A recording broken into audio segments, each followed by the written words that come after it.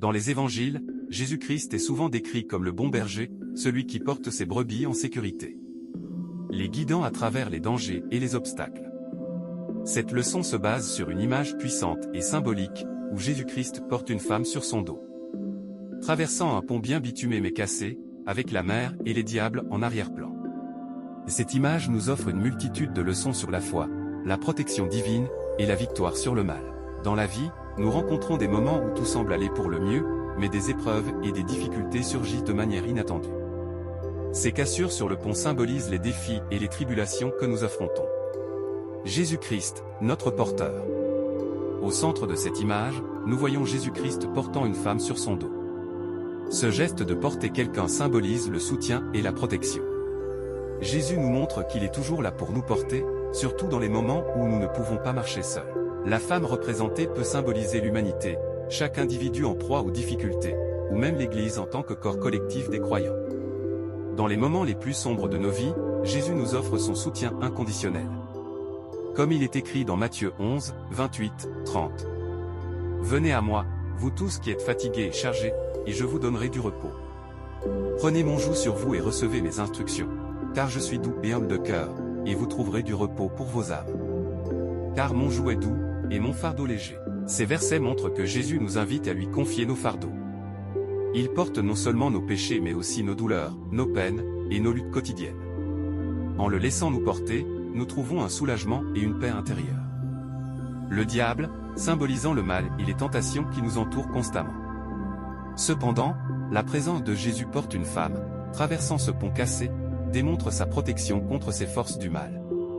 Jésus est notre bouclier et notre forteresse, comme il est dit dans Psaume 18, 2, « L'Éternel est mon rocher, ma forteresse, mon libérateur, mon Dieu, mon rocher où je trouve un abri, mon bouclier, la force qui me sauve, ma haute retraite. » En plaçant notre confiance en lui, nous sommes protégés des attaques de l'ennemi. Même lorsque les diables tentent de nous effrayer ou de nous détourner du droit chemin, la présence de Jésus nous donne la force. La mer en arrière-plan de cette image représente les vastes et profondes réalités de la vie, ainsi que l'infini amour et la grâce de Dieu.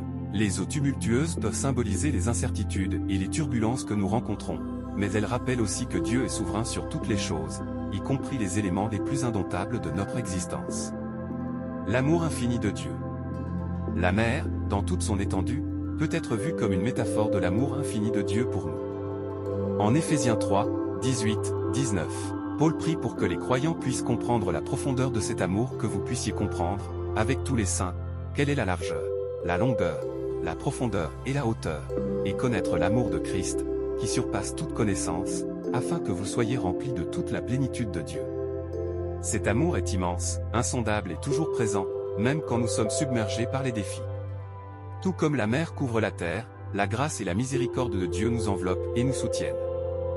Dans Michée 7, 19, il est écrit « Il aura encore compassion de nous, il mettra sous ses pieds nos iniquités. Tu jetteras au fond de la mer tous nos péchés. » Cela signifie que Dieu, dans son immense miséricorde, est prêt à pardonner nos péchés et à les oublier, les plongeant dans les profondeurs de la mer pour ne jamais les ressusciter. Le fait que Jésus traverse le pont, malgré sa cassure et malgré la présence des diables, symbolise sa victoire sur le mal. Cette victoire n'est pas seulement historique, comme lorsque Jésus a triomphé de la mort par sa résurrection, mais elle est aussi continue dans nos vies. Jésus nous offre la victoire sur les tentations, les péchés et les adversités. La résurrection de Jésus est la preuve ultime de sa victoire sur la mort et le mal. En Jean 11, 25, 26, Jésus dit « Je suis la résurrection et la vie. Celui qui croit en moi vivra, même s'il meurt, et quiconque vit et croit en moi ne mourra jamais. » Crois-tu cela? En croyant en Jésus, nous participons à sa victoire, assurés de la vie éternelle même au-delà de la mort physique. Dans notre marche chrétienne, nous rencontrons des épreuves et des tentations. Mais en demeurant en Christ, nous recevons la force de surmonter ces obstacles. Comme il est dit en Philippiens 4, 13. « Je puis tout par celui qui me fortifie. » Cette force divine nous permet de traverser les ponts cassés de notre vie, malgré les tentations et les attaques du mal. Traverser un pont cassé avec Jésus-Christ nous enseigne également l'importance de la persévérance dans la foi. Les fissures et les cassures du pont représentent les nombreuses difficultés et épreuves que nous devons surmonter dans notre cheminement spirituel. Cependant, en suivant Jésus, nous apprenons à persévérer malgré les obstacles. Endurez avec espérance. La Bible nous encourage constamment à persévérer dans la foi. Dans Jacques 1, 2, 4, il est écrit « Mes frères, regardez comme un sujet de joie complète les diverses épreuves auxquelles vous pouvez être exposés, sachant que l'épreuve de votre foi produit la patience. Mais il faut que la patience accomplisse parfaitement son œuvre, afin que vous soyez parfaits et accomplis, sans faillir en rien. » Ces versets nous rappellent que les épreuves et les difficultés servent à fortifier notre foi et à nous rendre plus patients et résilients. En endurant avec espérance, nous grandissons spirituellement et nous nous rapprochons de Dieu. L'apôtre Paul compare la vie chrétienne à une course qui nécessite persévérance et endurance. En Hébreux 12, 1,2, il exhorte les croyants, nous donc aussi, puisque nous sommes environnés d'une si grande nuée de témoins, rejetons tout fardeau, et le péché qui nous enveloppe si facilement, et courons avec persévérance dans la carrière qui nous est ouverte, ayant les regards sur Jésus, le chef et le consommateur de la foi, qui, en vue de la joie qui lui était réservée, a souffert la croix, méprisé l'ignominie, et s'est assis à la droite du trône de Dieu. Ces versets soulignent l'importance de fixer nos regards sur Jésus et de courir avec persévérance la course qui nous est ouverte, malgré les difficultés. Le pont cassé peut sembler impraticable, mais Jésus nous montre que rien n'est impossible pour Dieu. Par ses miracles, il nous révèle la puissance divine et nous encourage à croire en l'intervention surnaturelle dans nos vies. Les évangiles regorgent de récits des miracles de Jésus, montrant qu'il a le pouvoir de transformer des situations désespérées. Par exemple, lorsqu'il nourrit 5000 hommes avec 5 pains et 2 poissons, Matthieu 14, 13, 21, il démontre sa capacité à pourvoir de manière surnaturelle. Jésus nous appelle à avoir foi en l'impossible. Dans Marc 11, 22, 24, il dit « Ayez foi en Dieu. Je vous le dis en vérité, si quelqu'un dit à cette montagne, ôtez-toi de là et jette-toi dans la mer, et s'il ne doute point en son cœur, mais croit que ce qu'il dit arrive, il le verra s'accomplir. C'est pourquoi je vous dis, tout ce que vous demanderez en priant, croyez que vous l'avez reçu, et vous le verrez s'accomplir. » Ces paroles nous encouragent à prier avec foi, croyant que Dieu peut accomplir l'impossible dans nous en traversant les ponts cassés de notre vie avec Jésus. Nous expérimentons la transformation opérée par l'Esprit Saint. Cette transformation nous rend capables de surmonter les défis et de vivre une vie nouvelle en Christ. Lorsque nous mettons notre foi en Jésus, nous devenons une nouvelle création. En 2 Corinthiens 5, 17, Paul écrit « Si quelqu'un est en Christ, il est une nouvelle créature. Les choses anciennes sont passées, voici, toutes choses sont devenues nouvelles. » Cette transformation radicale nous permet de vivre d'une manière qui honore Dieu et reflète sa grâce. L'Esprit Saint produit en nous des fruits qui témoignent de notre transformation intérieure. En Galates 5, 22, 23, Paul décrit ces fruits, mais le fruit de l'Esprit, c'est l'amour, la joie, la paix, la patience, la bonté, la bienveillance, la fidélité, la douceur, la maîtrise de soi. La loi n'est pas contre ces choses. Ces fruits de l'Esprit nous équipent pour vivre de manière vertueuse et pour affronter les défis avec sagesse et force spirituelle. Traverser un pont cassé avec Jésus nous rappelle également l'importance de la communauté des croyants. En tant que membres du corps de Christ, nous sommes appelés à nous soutenir mutuellement et à marcher ensemble dans la foi. L'apôtre Paul exhorte les croyants à porter les fardeaux les uns des autres. En Galates 6, 2, il écrit « Portez les fardeaux les uns des autres, et vous accomplirez ainsi la loi de Christ. » Ce soutien mutuel est essentiel pour surmonter les épreuves et pour grandir ensemble dans la foi. Nous sommes également appelés à nous encourager les uns les autres. En 1 Thessaloniciens 5h11, Paul dit « C'est pourquoi exhortez-vous réciproquement, et édifiez-vous les uns les autres, comme en réalité vous le faites. » L'encouragement et l'édification mutuelle renforcent notre foi et nous aident à persévérer dans notre marche chrétienne. Le pont cassé que Jésus traverse avec la femme sur son dos symbolise le chemin difficile de la vie, mais aussi la finalité glorieuse de notre voyage spirituel. Jésus nous mène vers la victoire ultime, qui est la vie éternelle avec Dieu. Jésus nous promet la vie éternelle. En Jean 14, 2, 3, il dit « Il y a plusieurs demeures dans la maison de mon Père. Si cela n'était pas, je vous l'aurais dit. Je vais vous préparer une place. Et, lorsque je m'en serai allé, et que je vous aurai préparé une place, je reviendrai, et je vous prendrai avec moi, afin que là où je suis vous y soyez aussi. » Cette promesse nous donne l'espoir et la certitude que, malgré les difficultés de cette vie, nous avons un avenir glorieux avec Dieu. La traversée du pont cassé symbolise également la victoire de Jésus sur la mort et le péché. En 1 Corinthiens 15, 55-57, Paul célèbre cette victoire. « Ô mort, où est ta victoire? Ô mort, où est ton aiguillon? Point. Mais grâce soit rendue à Dieu, qui nous donne la victoire par notre Seigneur Jésus-Christ. Cette victoire nous assure que, par la foi en Jésus, nous avons triomphé de la mort et que nous vivons dans la liberté de la grâce de Dieu. La foi, la protection divine, et la victoire sur le mal. Elle nous rappelle que, malgré les obstacles et les défis de la vie, Jésus est toujours présent pour nous porter, nous protéger, et nous guider. En mettant notre foi en lui et en demeurant en communion avec lui, nous pouvons traverser les épreuves de la vie avec assurance et paix. Que cette image nous inspire à toujours regarder à Jésus, notre Sauveur et notre guide fidèle, dans chaque circonstance de notre vie. L'image de Jésus portant la femme sur son dos est une représentation tangible de son rôle de sauveur. Elle nous rappelle que notre salut n'est pas basé sur nos propres forces, mais sur l'action rédemptrice. Jésus intervient directement dans nos vies, comme il l'a fait dans les évangiles. Dans l'histoire de la femme adultère, Jean 8, 1-11, Jésus sauve une femme condamnée à être lapidée. Il ne la juge pas, mais lui offre une nouvelle chance, que celui de vous qui est sans péché jette le premier la pierre contre elle. Jean 8, 7. Après que les accusateurs se soient dispersés, Jésus lui dit, « Je ne te condamne pas non plus, va, et ne pêche plus. » Jean 8, 11. Cette intervention divine démontre la miséricorde et la capacité de Jésus à sauver même les plus désespérés. Jésus ne se contente pas de porter nos fardeaux, il guérit et restaure. Dans l'Évangile selon Marc, nous voyons Jésus guérir une femme atteinte d'une perte de sang depuis 12 ans. Son toucher a suffi pour que sa foi la guérisse. Marc 5, 25-34. Cette guérison n'est pas seulement physique, mais elle est aussi spirituelle. La foi est la clé qui nous permet de marcher sur des chemins incertains.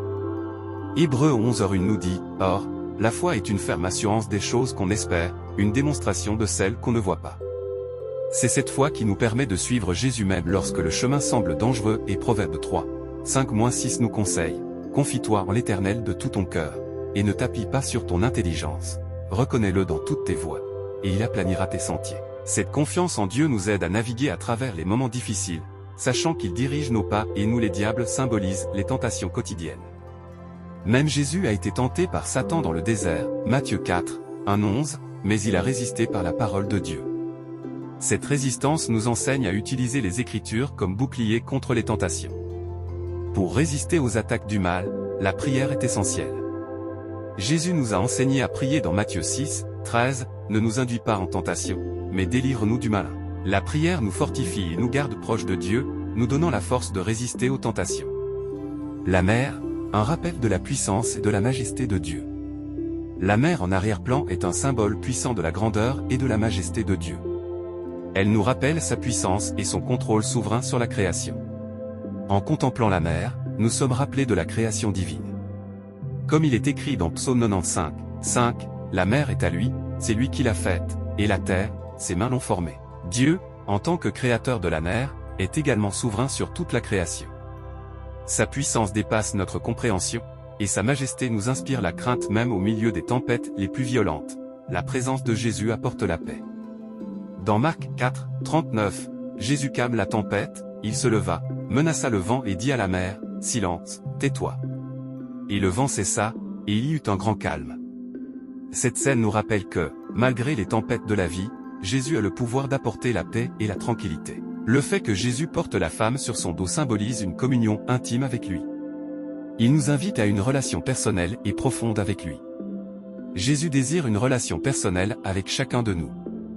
Dans Jean 15, 4, il nous appelle à demeurer en lui, « Demeurez en moi, et je demeurerai en vous. » Comme le sarment ne peut de lui-même porter du fruit, s'il ne demeure attaché au CEP, ainsi vous ne le pouvez non plus, si vous ne demeurez en moi. Cette communion nous permet de vivre en harmonie avec sa volonté, portée par sa force et guidée par son en restant en communion avec Christ, nous sommes transformés. Comme Paul l'écrit en 2 Corinthiens 3, 18, nous tous qui, le visage découvert, contemplons comme dans un miroir la gloire du Seigneur, nous sommes transformés en la même image, de gloire en gloire, par l'Esprit du Seigneur. Cette transformation nous rend capables de traverser les ponts cassés de notre vie avec une foi renouvelée et une force divine. La vie en Christ, une marche de foi. La leçon tirée de cette image culminante est que notre vie en Christ est une marche de foi continue. Traverser des ponts cassés, symbolisant les défis et les épreuves, n'est possible qu'avec une confiance totale en Jésus. La femme sur le dos de Jésus nous montre qu'il est essentiel de dépendre totalement de lui. Jésus nous invite à venir à lui avec toutes nos charges et nos soucis. En Jean 15, 5, il dit, « Je suis le CEP, vous êtes les sarments. Celui qui demeure en moi et en qui je demeure porte beaucoup de fruits, car sans moi vous ne pouvez rien faire. » Cette déclaration nous rappelle que sans Jésus, nous sommes incapables de surmonter les épreuves de la vie. En dépendant de Jésus, nous découvrons la vie abondante qu'il promet. En Jean 10, 10, il dit, « Le voleur ne vient que pour dérober, égorger et détruire. Moi, je suis venu afin que les brebis aient la vie, et qu'elle ait en abondance. » Cette vie abondante ne signifie pas l'absence de difficultés, mais une vie remplie de sa présence, de sa paix et de sa joie, même au milieu des tempêtes. La victoire sur le mal. L'arrière-plan de cette image avec les diables nous rappelle que le mal est une réalité constante. Cependant, avec Jésus, nous avons la victoire assurée. L'autorité de Jésus sur les forces du mal. Tout au long des évangiles, Jésus démontre son autorité sur les démons et les forces du mal. Par exemple, dans Marc 5, 1, 20, il délivre un homme possédé par une légion de démons, montrant que même les forces les plus puissantes du mal doivent se soumettre à lui. La croix est le symbole ultime de la victoire de Jésus sur le mal. En Colossiens 2, 15, Paul écrit, « Il a dépouillé les dominations et les autorités, et les a livrées publiquement en spectacle, en triomphant d'elles par la croix. » Cette victoire à la croix nous assure que, par Jésus, nous avons la victoire sur toutes les forces. La traversée du pont n'est pas une action isolée. Elle symbolise également la communion et le partage de la foi avec les autres croyants.